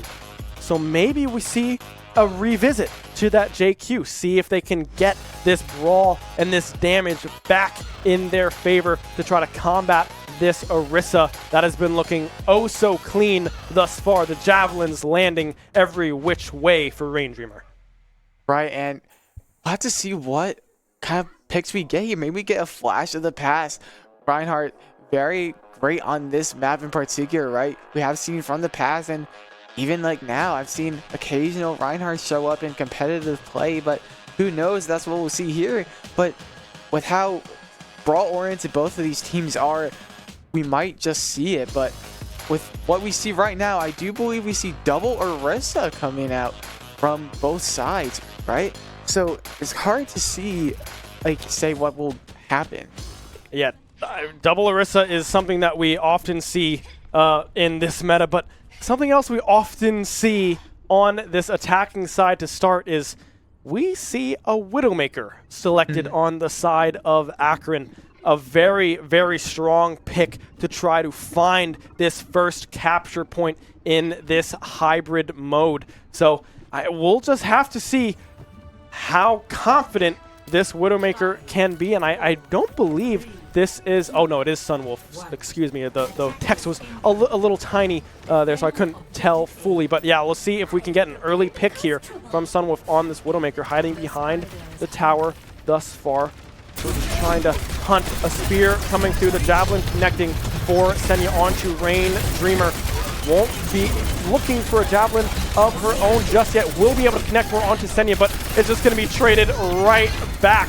This Sunwolf Widowmaker has not been able to find an angle just yet. Chuppy getting dangerous below, the Javelin connecting onto Paracausal. Won't be able to find the kill either. The hack coming through. Ranger has to run away. Javelin Stone left and right, landing every which way, but finally Paracausal able to find one. Ranger will go down. The TP out from Flames and a potential regroup coming through from SU. Right, we do see a little bit of overextension there from Ranger. We're pushing a little too far up and paying the price as she gets hacked and taken out just like that. And as Akron is able to just about take this first point of this payload, about to see how proficient the Senya is. It's the first time we've seen it in this series. And Sunwolf on a sliver of health. Could be literally 1 HP, but by Kibby about taken out. Barely missing that shot. TPing away from that Terror Surge. How daring from Flames. Yeah, I mean, that was a very well-timed TP to come through. Sunwolf able to find one. Clabiella will go down, but SU doing a great job. Flames specifically doing a great job at applying that pressure onto the Widowmaker. And just as I say that, the Widowmaker finds the angle, finds the head, clicks it to perfection. Flames knocked off the board. Now you're down 1 DPS. Do you just let the full cap come through? The orbital ray does get popped on the side of Sin. They will go for a contest. The ult almost up and available for Ranger. Javelin coming through. Sunwolf able to find one. Tiny Shiny goes down. The hack coming through as well. The Terror Surge is now up and available for Ranger. Will she go for it? I'm not quite sure just yet. Yes, it will finally come out, but the orbital ray was already popped by Chuppy. There's not much you can do but stall. The first point now taken over for Akron. Right, and just getting that old combo stuff out by Ranger and Flames. Flames still able to hold on to that Death Blossom for later, as he was not able to pop it just yet. But Shenandoah does have the old advantage, but they still had to invest a lot into that win from Akron. Just robbing like flies at these fights, right? Ranger getting a little too aggressive with these swings and paying the price for it, as Sombra is very good at just punishing the opponent for overextending and just catching him off guard. Here comes the Kitsune. Clabiella popping that one. Flames does have the Death Blossom up and available. Will instead just use the shotguns. We'll be able to find one. Kibby goes down. Tiny Shiny. The swap from Sunwolf over to the Sojourn, coming up clutch, able to find that kill. It's a 1-for-1 trade thus far. The Death Blossom still up and available. The hack coming through onto Rangers, trying to stay alive. I mean, you can see the pressure that Akron is able to apply. SU just pushed back. The Death Blossom used. Chuppy goes down. It only finds one. The Javelin will connect onto Sunwolf, but there's no follow-up. Now the Terror Surge on the side of Sunya will be able to pull in a lot of damage. Flames finds one, but Ranger will fall. Now it's up to the DPSs. Can they find the kill onto the Orisa? Yes, they can. Only Paracausal left alive. Chuppy coming back off of that respawn, but Shenandoah hold the line. Right, just barely, as Ranger was the first tank to drop, but Tiny Shiny with her very amazing evasiveness, able to dodge Senya's swings and just take back the momentum. The re-engage now coming through. Flames trying to find an angle. Tiny Shiny as well. The pulse bomb up and available. Will be taking a hop and a skip towards the back line. If she can find an angle, that could be huge. Trying to go for Chuppy. The recall coming through. Almost again finding Chuppy on that Juno. The pulse bomb still up and available. Here goes Ranger. Terror Surge up and available. Does get hacked. Getting burned dangerously low with the orbital ray. Able to keep the entire team alive. Chuppy again so unbelievably low, but overheating is Ranger on this Orisa, unable to finish the job. Sunwolf does fall in the meantime. Kibby going down as well. Now Can they find Paracausal? Not quite yet. The Javelin goes wide. Tiny Shiny will fall to Senya. And now it looks like it could potentially be another regroup for both sides. Right, but the ults are building up. Akron always has all of their ults built up with Shenandoah falling behind a little bit on the DPS department as the overclock will be popped, as well as the orbital. Flames trying to TP away, but the EMP has popped. Range Jimmer is down. They have already used orbital at this point, but Tuna will be trying to come out, trying to stop any extra momentum. But will that be enough? Who knows? As Tiny Shiny takes out 2 with Fabiella. Labiella able to stay alive for the meantime. Flames and Tiny Shiny arrive in time. Only one falls to the 4 on the side of Akron in the end of the day. Now, a minute left to go. They have to try to reach this first point. Can they do it? Ults, 3 of them, excuse me, used on the side of SU. Flame still has a Death Blossom up and available, and Sin is about halfway to that orbital ray. 0-0 will be available for the side of Akron on this final push. Right, and considering from last fight, turned out to be such a tide turner, right? The extra attack speed and the cooldown reduction was able to do it. We're trying to get another Death Blossom that Denny's also used to. Barely escaping, applying so much pressure as Shenandoah is looking to stop this last push, as only Chubby and Senya are left standing. It is only Senya, and that will be it, just about. 5 seconds remaining here on this timer. It looks like they will be able to hold the line. They get the first control point, but they can't push the payload far enough for the second. Shenandoah, it's looking good. Exactly, Ben. If I was on the side of Shenandoah, I would be feeling great. Stopping that last push to take to that second point to add extra time to the countdown is monumental, right? And Shenandoah only has to take it about halfway. If they can take the cart past that little choke point that Akron has had a lot of difficulty trying to work around, they will win this series and get this reverse 3-0, but we'll have to see how that plays out first. Yeah, reverse 3-0 is tough, right? This is a very hard thing to do, so we'll have to see what happens here as now we see some of the picks start to come through. We do see a Torbjorn for Paracausal here. Zarya. For now, unsure if that is going to stay. The Zarya as well getting picked up from Senya, something that does play very well into this. Orisa does a good job at racking up a lot of damage with those bubbles that are put around herself and her teammates. If you hit it, Senya will just do more damage. That's just how Zarya works, and man, it's stressful sometimes playing against one of those characters because you want to shoot them, you want to kill them as fast as possible, but with Zarya, that's not always the case. Right, that's exactly why Orisa does not like this matchup, right? She likes to kind of just bully that extra tank, right? With the amount of CC she has and the CC move she has, she just loves to kind of just play that bully, kind of just, I guess, stuff you in that locker kind of deal, right? But Zarya is kind of immune to that. But if you just, sometimes you just brute force your way in, she'll just go down. If you ignore her bubbles, you will take them out, as Shenandoah is kind of just steamrolling this first fight. Hey, it might have bubbles, but we got ice, and it's one big wall separating Senya from the team. A great first fight coming through from the Hornets, and an immediate capture of this first point. We're going to the payload not even a minute in. Right, and look, all these team swaps from Akron. Chubby on the June like we saw before, mostly on the Ana for most of this series. Buff Mike could be back on that Lucio, but we do see Senya on that Zarya, the Junkrat, and Torbjorn.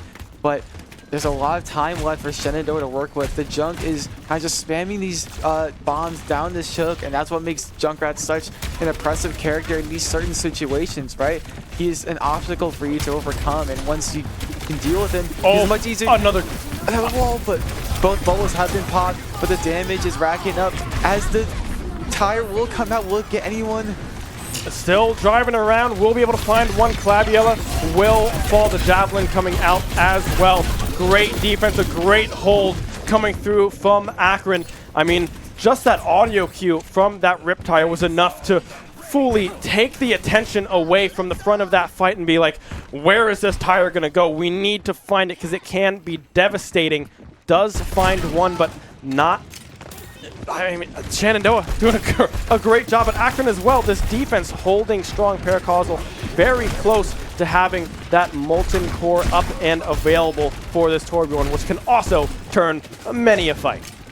Right, and just playing this poke game with Flame Society to drop from there, trying to just spawn to the tank shrinking business that Junkrat is known for, and trying to shred these bubbles with the wall. Amazing team play from Rain Dreamer and Tiny Shiny as the Death Blossom goes out. Will this be it? Potentially so, as it is just Chubby left as he is forced to retreat. That might be it for the side of Shenandoah. They might get this reverse 3-0. They have one on the payload. Can Akron make their way back in time? They're pushing forwards. They need to try to reach it. Just meters left. Oh, they no. won't be able to. The reverse sweep completed. You talk about comfort zones. Well, I hate to tell you, but 0-2 is SU's. Take that win, gentlemen and ladies. You earned it. Hugs all around. Danny and Flames so happy about their victory. Ranger carrying Flames for a second. Just love that duo energy that we saw from those two before with those Terra Blossoms like we saw, and just amazing team play all around. I love the adjustments they made. Yeah, I mean, that was just an absolute steamroll coming through on that hybrid setup. And I'm confused as why we switched up so much on the Akron side, right? Because it seemed like it was working very, very well, but the Torb was struggling to find any sort of value, right? It was very difficult for the turrets to stay up, for them to find the kills that were needed. And yeah, it was kind of a head scratcher, if you will, for me. Right, and I believe it's just an act of desperation from Akron, right? When you were losing, you're losing all your momentum this fast, right? When you just get all the momentum the first two maps, and then you lose it all like immediately in the span of two maps, you almost feel desperate to try something new, right? We go to those counter swaps instead of playing those comfort picks. Like we saw that Zarya, we also saw the Torbjorn as well, but as we saw before, they did not prove to be the best picks in terms of like actually comfortability, because on paper, yes, Zarya does have a good matchup against Orisa, but it does not seem that Senya was as comfortable on Zarya as Ranger was on Orisa. Yeah, it almost felt like they were trying to force that counter pick, right? Trying to be like, all right, we're going to try to shut it down early, but then they didn't swap off of it, right? So they were still trying to force this pick that just did not seem to be working. And a lot of that is also due to Tiny Shiny on this Mei as well, finding huge walls, huge openings to just burn down Senya on that Zarya, taking the tank out of the equation. And then once that was done and dusted, SU could just push on forwards. Flames had practically free reign of the backline all series long, and everyone at the end of the day on SU finally got on the same page and was able to finally execute what they've been practicing all year long. Right, a hard-earned win indeed, Ben. Just amazing adaptation from Shenandoah, right? They were getting a few missteps in those first two maps, but once that map 3 rolled around, we were able to swing the tide. Yeah, it was a great series. Akron, great stuff as well coming through from them, coming out of the gate swing, but just unable to hold on at the very end. But we have an interview with Clabiella, our support player, geared up and ready to go. Kevin, take it away. Shenandoah, we have just witnessed a reverse sweep. I am here with Clabiella. You gotta tell me, how are you feeling right now? Honestly, my brain hurts. A little too much Overwatch, but it feels great actually, reverse sweeping for the first time in, well, the whole season. So Great stuff. I gotta, like, when you're going down in that series, right? The first 2 rounds happen, the pressure's on you. What's running through your head to try and bring back this series? well, our team's actually really good at mentally resetting. A lot of the times we're just trying to dial down our silliness because we're sometimes a little silly team. But yeah, honestly, at that point, we're just trying to hard lock in and refocus, and we're going through every single thing that we did wrong and just revamping. Great stuff. I also I have to ask, I mean, the pop-off afterwards, I imagine the pressure at that point, it has to just feel so relieving to just finally get that sort of last moment. Is there anyone in particular you want to say, like, shout out at this point? Because you have the whole Shenandoah community watching.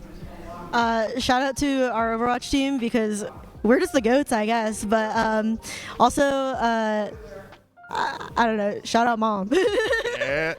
Beautiful stuff here. Great all around. I do believe we are going to throw it back to the casters before closing things out. Great stuff all around. Back to you guys. Thank you so much, Kevin and Clabiella Abby, for that great interview. I'm glad you guys are feeling good, right? Because that was a very, very close series. But, man, I need some water after that one. That was a long one, and, man, was it close through and through. Right, and I really loved how Shenandoah was able to pull things back, kind of just refrain from, like, making those swaps. And I do think Shenandoah is just really known for this comfortability, right? I do believe that is what won them the day today. Akron was not afraid to try out different things, and I like that, but sometimes you have to go back to your comfort foods, right? Shenandoah, all about their comfort foods, loves that Reaper, loves that Orisa, loves the Tracer, but Akron was maybe too quick to kind of just jump around to different conclusions.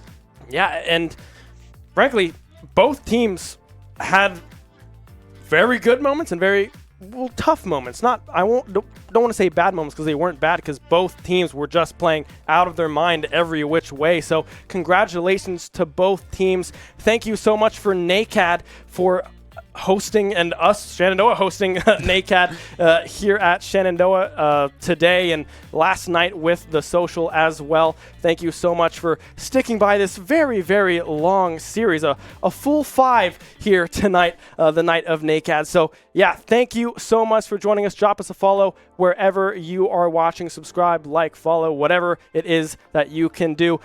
Be a friend, tell a friend something nice. It might just change their life, and we will see you next time. Shenandoah University is a big little university rising. With 22 Division III sports teams, over 200 areas of study, over 300 annual performances, an elite academic esports program, nationally ranked health professions programs, one of the biggest university presences on Broadway, immersive AR and VR learning programs, cybersecurity and computer science programs, and innovative undergrad and graduate programs. all at a place that cares for you. Shenandoah University is the big little university rising. Find out more at su.edu/rising. We have the Esports Arena right here on campus in Winchester, Virginia, and this facility acts as the hub for all esports activity at Shenandoah University. Students are able to use this space not just for competition and practices, but also as a living learning community and a sandbox for them to come and explore and practice and try out things related to and through esports in the gaming industry, so that they're getting that hands-on learning and the skills necessary to help them find a career by the time they graduate. We also have the professional level broadcast production booth, where we do all of our broadcasting and production, from casting of our games that we play right here on campus to working with outside entities to record footage for them as well. In addition to the space that we have here in the Esports Arena is the Esports War Room. Our students get to use that space for studying, but also outside projects. So our students get to use this space for professional development and the academic side of our esports program, which is such a critical component to go with that competitive element that we have.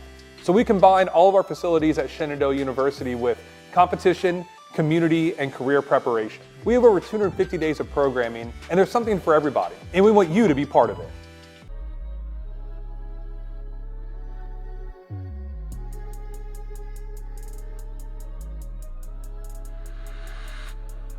Nando, it has been an incredibly long and beautiful day here at Shenandoah University, but it ends in a way that we can all relate to, something we all love: competition. What aspects are you trying to bring in to this game to try and walk out on top? Yeah, so last game we had 2 players debuting. Our full support line was debuting, but with our current structure, how we're looking at how fundamentals are built and how that really supports the team, the name of the game last week or earlier this week was we were 99% there. Even with 2 debuting players, have never played on a competitive team, have never played Overwatch competitive. Will today be that 1%, that full 100% for this Academy team. I guess we're just going to have to wait and see, but it sounds promising thus far. Thrives in all of them, but like you mentioned, he is very familiar in that tank role with the Mauga, with the Hazard, like you said, those very brawl comp dive characters. So we'll have to see how he pans out in the support role, but very in particular. Yeah, Lijiang Tower is kind of the tried and true bread and butter of pretty much every single collegiate team in America, right? Basically, this map 1 is going to be on Samoa. Yeah. This is something I've hardly ever seen before in a competitive setting like this, where instead of going Lijiang Tower, you go something different like Samoa.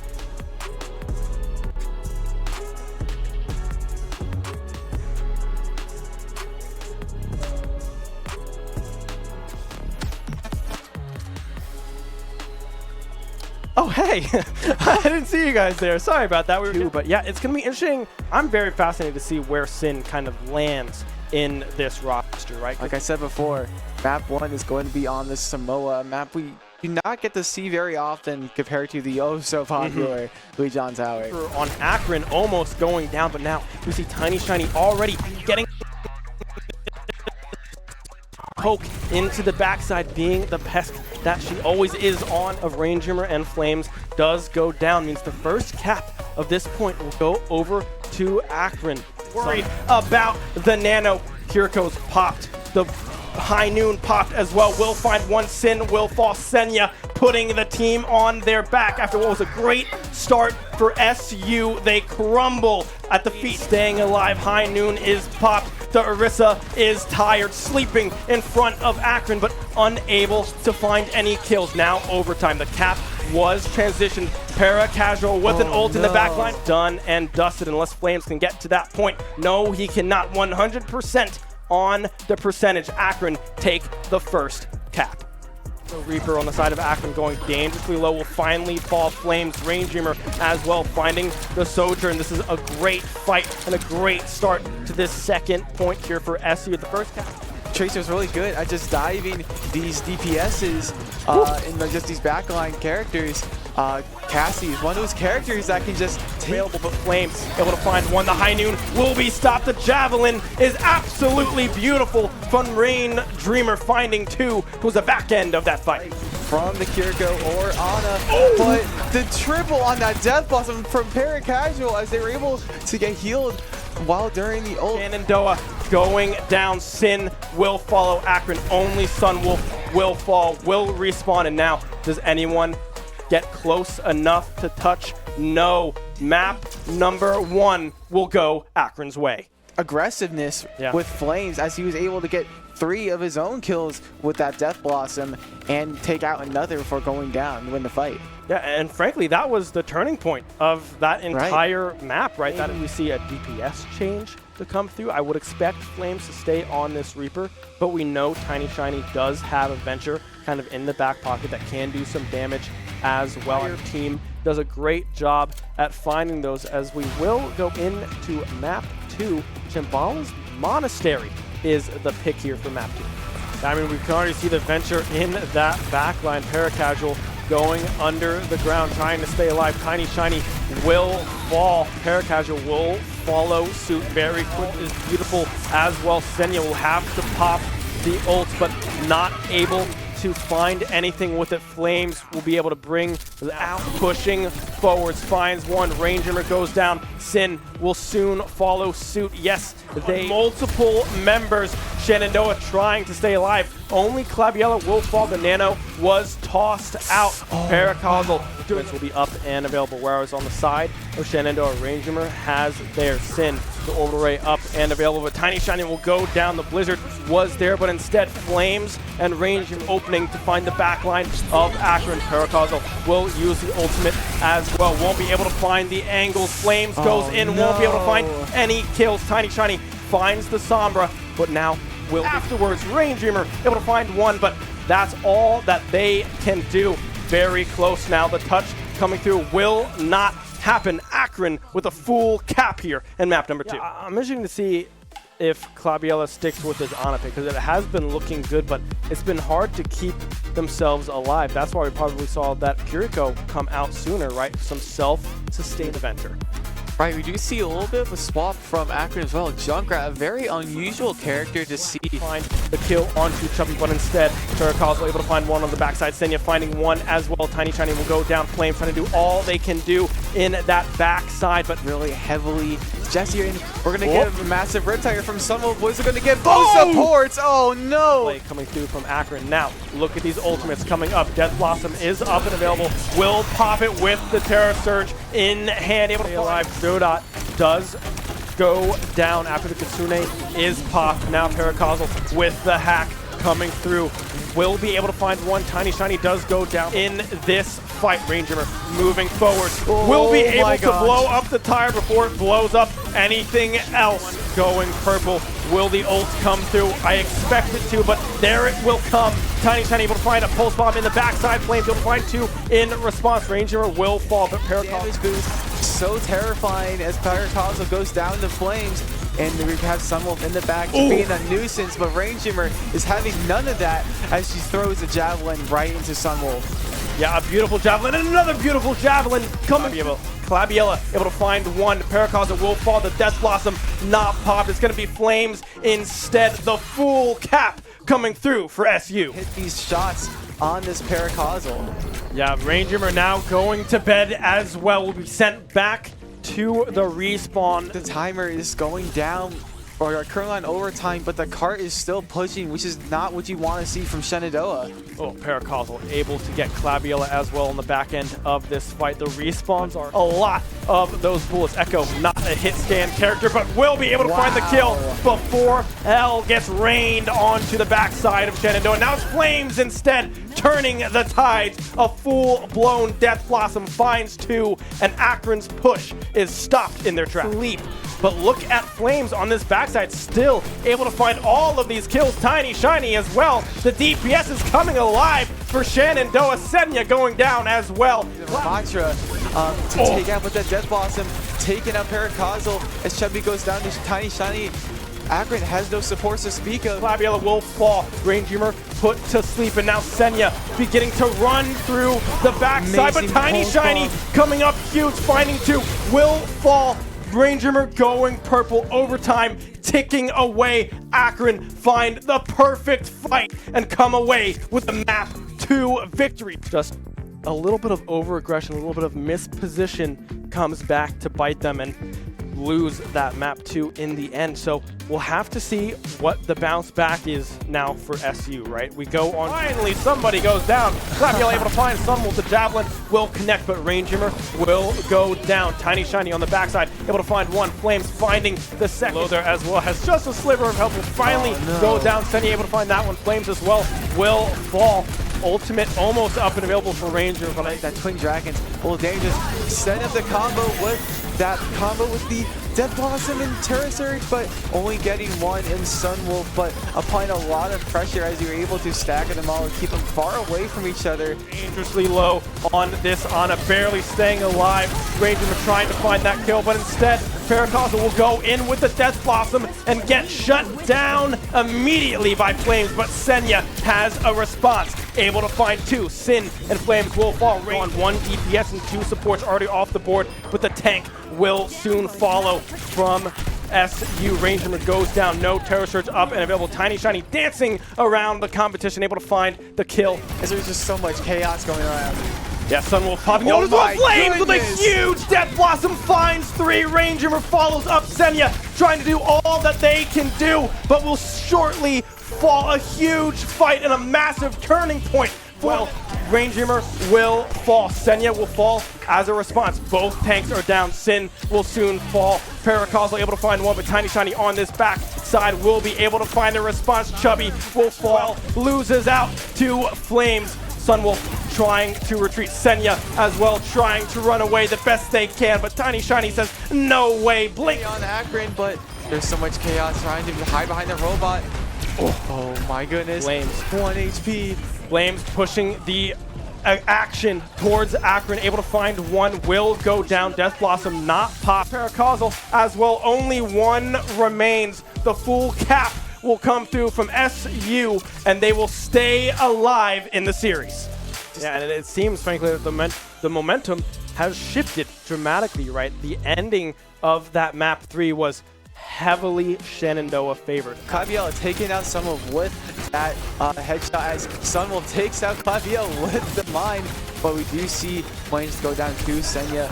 Sprinter trying to apply as much Coming through Flames, the Sumatra as well doing a whole lot of work on the side of Akron. We'll be able to find one on the backside with the pulse bomb from Tiny Shiny, but as well we'll be able to find some value. Senya able to find one on the backside in that ultimate. So big, so strong. Ranger trying to stay alive, but won't be able, well, will be able to do so. It's Flames able to find the kill on the Paracosm, but Senya instead will turn. With 50% on the board, trying to set up this combo right here, but might not work. It's working out very well actually as Tiny Shiny and Clive to take out 3. Sune coming through from Kibby. All the support is gone from Akron. Flames coming up huge, able to find 2. Tiny Shiny as well. The duplicate coming through onto the Ramatra, able to find kill after kill. The overtime will tick over, and now the flashpoint is tied at 1 apiece. The landmine will be tossed out and popped, but it won't last for long. Sunwolf able to find 1, but Tiny Shiny and Flames. Here comes the Riptide, able to find 1. Tiny Shiny goes. Not pulling the trigger, Ranger clinging on to your life, but is unable to hold on as Paracosm is able to take that kill from her. Here comes the Orbital Ray. Rangehammer going in, trying to find an angle, but instead, he's not even going to wait for the Terror Surge. Finds both DPS immediately. Flames. High Noon is active. Who will get caught body blocking the High Noon with the Ramatra, but 2 wolves go down. No DPS from the side of Akron, but Tiny Shiny will try to echo, duplicate the Senya, but that will go off, and Shenandoah winning that 3rd point. I mean, Paracosm living on your life, getting another Death Blossom select to Flames, just unable. By Flames, Sunwolf will fall as well, and now the Lucio running for their lives, but Flames able to find that one. The boop as well, spin to win, baby. The Javelin will connect, but Chuppy and Senya find 2. The front line is dead. The High Noon finds another. Tiny Shiny will go down. It looks like it's going to be a complete team wipe, a team kill in favor of Akron. And now goes dashing through the back line, able to find 1. Chuppy will go down, dashing yet again, almost able to find Paracosm on that backside. Annihilation popped by Senya, able to find 1. Tiny Shiny goes down. Glabiella soon to follow, but Flames with the Death Blossom in the backside, able to find 2, finds 3. A 1 fight for SU. Everybody alive. The Death Blossom pot, but goes down. Paracosm gets nothing. The beat as well will be dropped, trying to keep the team alive. Flames trying to find Sunwolf, will finally do so. Tiny Shiny with a dash through the board. It's a 3v2. The Kitsune is popped. The Terror Surge will not be needed. Only Kibby is left remaining, but it was ticked over. Now we go into overtime. Can anyone make it back from Akron? No, they cannot. Baby, we're going the distance. Map number 5. SU, stay alive.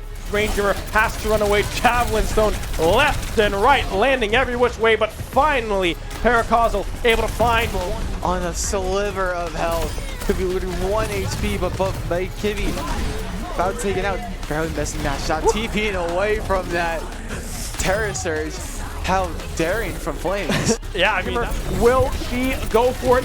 I'm not quite sure just yet. Yes, it will finally come out, but the Orbital Ray was already popped by Chuppy. Now the Terror Surge on the side of Sunya will be able to pull in a lot of damage. Flames finds 1, but Ranger will fall. Now it's up to the DPSs. Can they find the kill? Use Orbital at this point, but Tuna will be trying to come out, trying to stop any extra momentum. But will that be enough? Who knows? As Tiny Shiny takes out 2 with Glabiella. Glabiella able to stay alive for the meantime. Flames and Tiny Shiny arrive in. Cooldown reduction was able to do it. We're trying to get another Death Blossom that Denny's also used to. Just about 5 seconds remaining here on this timer. It looks like they will be able to hold the line.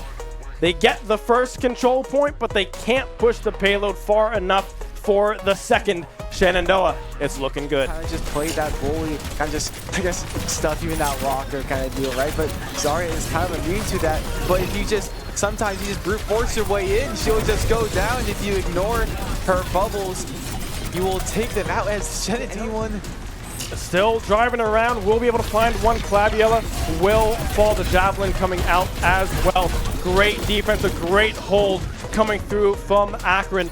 I mean, just that Junkrat is known for it and trying to shred these bubbles with the wall. Amazing team play from Brain Dreamer and Tiny Shiny as the Death Blossom goes out. Will this be it? Potentially so, as it is just time. They're pushing forwards. They need to try to reach it. Just meters left. Oh, they no. won't be able to. The reverse sweep completed. You talk about comfort zones. Well, I hate to tell you, but O2 is SU's. Take that win, gentlemen and ladies. You earned it. Shenandoah, we have just witnessed a reverse sweep. I am here with Claviella. You gotta tell me, how are you feeling right now? Honestly, my brain hurts. A little too much Overwatch, but it feels great actually. Reverse sweeping for the first time in, well, the whole season. So Great stuff.